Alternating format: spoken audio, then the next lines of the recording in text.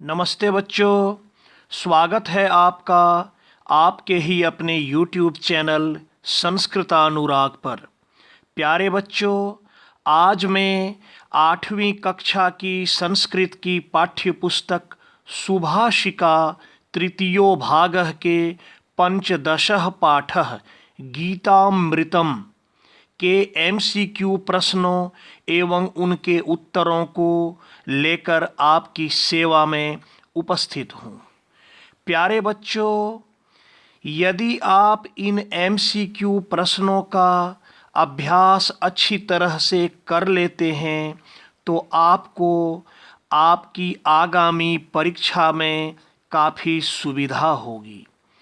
तो लीजिए, प्रस्तुत है आज का MCQ प्रश्न पाठ 15 गीतामृतम। निर्देशः अधोलिखितानां प्रश्नानाम् उत्तराणि विकल्पेभ्यः चित्वा लिखत। बच्चों, यह निर्देश दिया गया है कि नीचे लिखे गए प्रश्नों के उत्तर विकल्पों में से चुनकर लिखें। प्यारे बच्चों, प्रत्येक प्रश्न के लिए यहाँ 4 विकल्प दिए गए हैं। इन चारों विकल्पों में से आपको सही विकल्प का चयन करना है। तो लीजिए, यह पहला प्रश्न, वाक्यम कीदृशम भवेत्। वाक्य अर्थात वाणी कैसी होनी चाहिए? उद्वेगकरम, अनुद्वेगकरम, कर्कशम, कठिनम। तो इसका सही उत्तर होगा दूसरा विकल्प ख नंबर, अनुद्वेगकरम, अर्थात जो उद्वेग को उत्पन्न न करे। दूसरा प्रश्न, कह दुःखहा भवति। कौन दुखों को नष्ट करने वाली होती है? भोजनम, स्वप्नम, योगः या धनम। तो इसका सही उत्तर होगा तीसरा विकल्प ग नंबर, योगः। तीसरा प्रश्न, अनुद्वेगकरम वाक्यम किम उच्यते। अनुद्वेगकर वाक्य क्या कहलाता है? तपः, स्वप्नम, योगः, धनम। तो इसका सही उत्तर होगा पहला विकल्प क नंबर, तपः। चौथा प्रश्न, ब्रह्मचर्यम अहिंसा च किम उच्यते। ब्रह्मचर्य और अहिंसा क्या कहलाती है? सुखम, स्वप्नम, योगः, शारीरम, तपः। तो इसका सही उत्तर होगा चौथा विकल्प, शारीरम, तपः। पांचवा प्रश्न, मौनम किम उच्यते।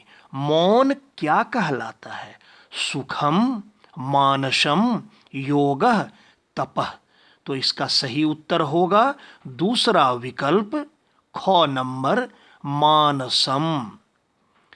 अगला प्रश्न, छठा प्रश्न, सत्यम प्रिय हितम च किम भवेत्। सत्य, प्रिय और हितकारी क्या होना चाहिए? सुखम, मानसम, वाक्यम, तपः।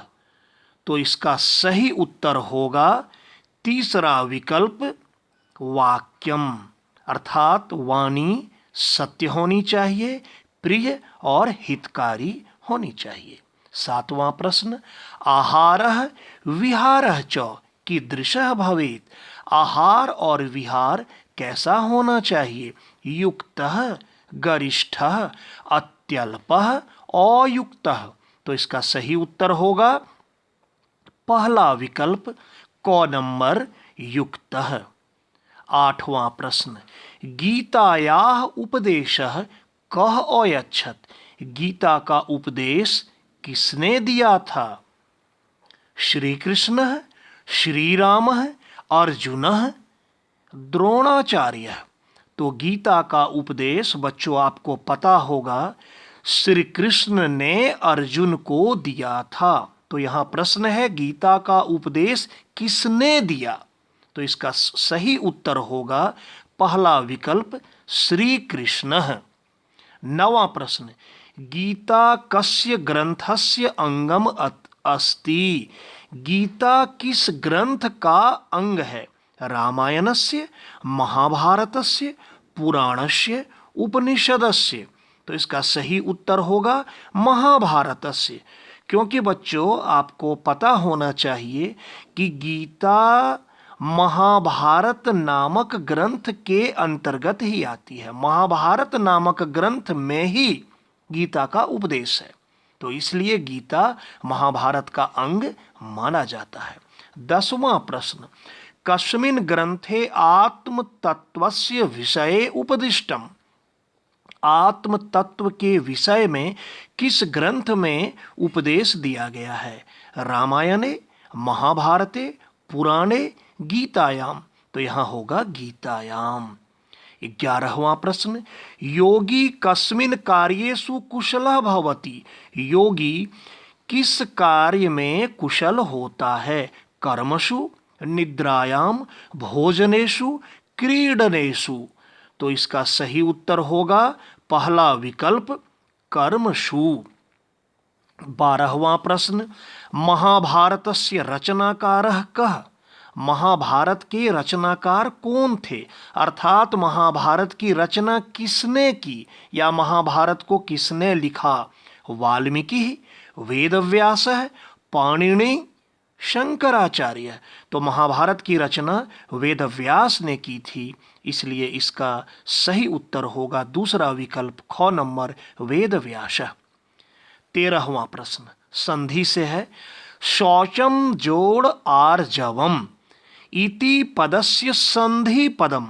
बच्चों यहाँ विच्छेद किया हुआ है और शौचम जोड़ आर्जवम दोनों को मिलाकर संधि पद क्या होगा ये आपको लिखना है। शुचार्जवम, शिचार्जवम, शौचम आर्जवम। इसको एक साथ पढ़ेंगे तो हो जाएगा शौचम आर्जवम या आर्जवम। तो शौचम जोड़ आर्जवम बराबर होगा शौचम आर्जवम, तीसरा विकल्प ग नंबर।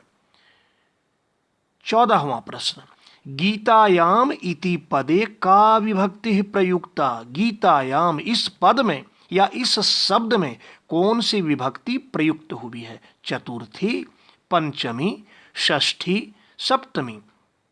तो इसमें सप्तमी विभक्ति लगी हुई है। बच्चों यदि आप लता शब्द रूप याद किए होंगे तो जिस प्रकार लता का सप्तमी एक वचन में होता है लतायाम, वैसे ही गीता का सप्तमी एक वचन में होगा गीतायाम। तो यहाँ सप्तमी विभक्ति लगी हुई है, चौथा विकल्प घ नंबर सही है।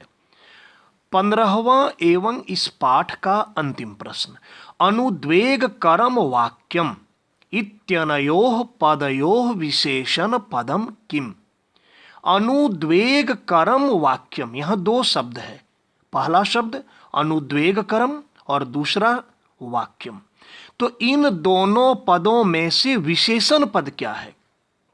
अनुद्वेग करम, वाक्यम, उद्वेग करम या वाणी? तो यहाँ होगा इसका सही उत्तर पहला विकल्प अनुद्वेग करम। प्यारे बच्चों, मैं आपको यहाँ एक और बात बताना चाहता हूँ। यदि आप चाहें तो आप अपना मूल्यांकन खुद कर सकते हैं। आप अपना टेस्ट, अपनी परीक्षा खुद घर बैठे दे सकते हैं। इसके लिए आप क्या करें, सर्वप्रथम आप इस पाठ के वीडियो को, गीतामृतम नामक वीडियो को आप देख सकते हैं जो मेरे चैनल पर उपलब्ध है, संस्कृतानुराग नामक चैनल पर उपलब्ध है। वीडियो को अच्छी तरह से देखने और समझने के बाद आप इन MCQ प्रश्न का जो ये वीडियो है इसे आप देखें। इस वीडियो को देखने के दौरान आप कॉपी कलम लेकर बैठें और बीच बीच में वीडियो को पॉज कर अर्थात रोक कर इन प्रश्नों को कॉपी में नोट कर लें और फिर आप वीडियो को चाहें तो बंद करके खुद आप अपना टेस्ट दे सकते हैं और टेस्ट देने के पश्चात आप अपने सही उत्तरों का मिलान कर सकते हैं। इसलिए आपकी सुविधा के लिए मैं यहाँ उत्तर भी दे दिया हूँ कि आपने कितने उत्तर सही किया। और इस प्रकार से आपकी परीक्षा भी हो जाएगी, आपका आत्ममूल्यांकन भी हो जाएगा और आपकी परीक्षा की तैयारी भी काफ़ी अच्छी हो जाएगी। तो प्यारे छात्रों, अगर आपको मेरा यह वीडियो पसंद आया हो तो कृपया इसे आप लाइक, कमेंट एवं शेयर करके मुझे प्रोत्साहित करने का कार्य करें, ताकि आगे आपके लिए मैं और भी बेहतर एवं उपयोगी वीडियो बनाने का कार्य करता रहूं। साथ ही मेरे इस चैनल संस्कृतानुराग को यदि आप अब तक सब्सक्राइब नहीं किए हैं तो इसे आप अवश्य सब्सक्राइब कर लें एवं नोटिफिकेशन को भी ऑन कर लें, ताकि मेरे द्वारा इस चैनल पर अपलोड किए गए प्रत्येक वीडियो की सूचना सर्वप्रथम आपको प्राप्त हो सके। तो बच्चों, आज के लिए इतना ही। सबों को मेरी ओर से बहुत बहुत धन्यवाद।